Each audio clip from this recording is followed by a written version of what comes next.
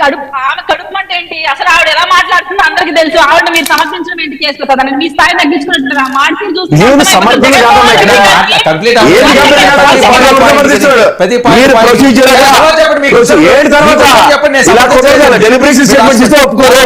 ఒప్పుకోకపోతే ఏంటి ఇప్పుడు? రోజా గారికి ఎవరు చేయట్లేదు.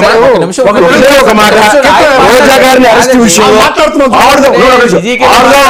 దగ్గర మీరు కనుక అసెంబ్లీ విషయంలో ప్రూవ్ చేస్తుంటే మీరు తర్వాత అనలిస్ట్ వాళ్ళు ముగ్గురు మీరు మాట్లాడితే బాగుంటుంది. ప్రతి దానికి మీరు అడ్డుపడతారు. ఆయన సైలెంట్ గా ఉంటేనే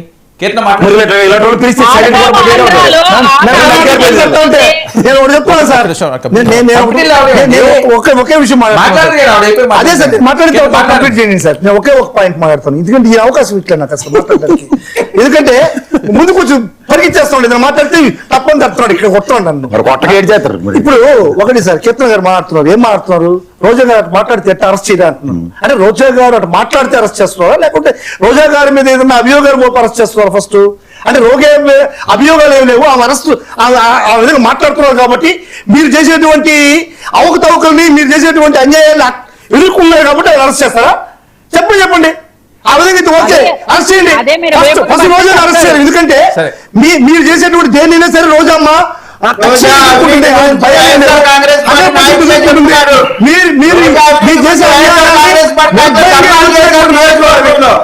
మీరు చేసే అన్యాయాన్ని నిర్భయంగా ఎదుర్కొంటున్నారు అనేటువంటి ఉద్దేశంతో అరెస్ట్ చేస్తే ఫస్ట్ రోజు అరెస్ట్ చేయండి, మేము కూడా యాక్సెప్ట్ చేస్తాం. ఆ కారణంగా అరెస్ట్ చేస్తే మేము కూడా యాక్సెప్ట్ చేస్తాం.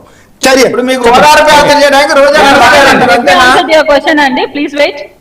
నేనేమంటున్నానంటే ఆడుగా వార్తలో రోజా గారు స్కామ్ చేశారు స్పోర్ట్స్ కిట్స్ విషయంలో అనేది మనకు తెలుస్తోంది.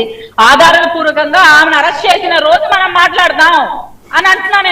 నేను కేసు అంటే అరెస్ట్ జరగదు అన్నాడు. 1 సెకండ్, అరెస్ట్ జరగదావది అంటే అన్న ఈ రోజు నువ్వు మాట్లాడే స్టాండ్ రేపు అరెస్ట్ అయినప్పుడు నువ్వు మాట్లాడే స్టాండ్ డిఫరెంట్ గా ఉంటుంది. కూటమి ప్రభుత్వం గెలవదన్నప్పుడు నువ్వు సాక్షి సభలో మాట్లాడిన మాటలు, కూటమి ప్రభుత్వం గెలిచిన నువ్వు మాట్లాడిన స్టాండ్ ఓట్ మేము విన్నాము అని నేను కౌంటర్ ఇచ్చా. రోజా గారిని అరెస్ట్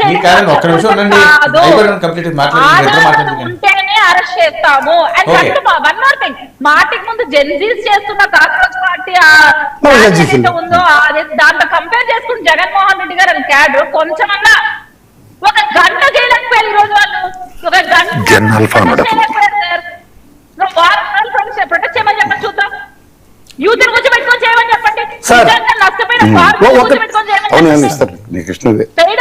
కూర్చోబెట్టుకొని చేయడం కాదు, వాళ్ళ కార్యకర్తలను కూర్చోబెట్టుకొని చేయడం కాదు. నిజంగా మీకు ఆ ఇష్యూ టేక్ ఓవర్ చేయాలని ఉంటే నిజంగానే ఒక వారం ఫిక్స్ చేయండి. మీరు టేక్ ఓవర్ చేయండి, ఆ ఇష్యూని ఓపెన్ ఛాలెంజ్ చేస్తాను. నిజంగా మీకు ధైర్యం ఉంటే వైసీపీకి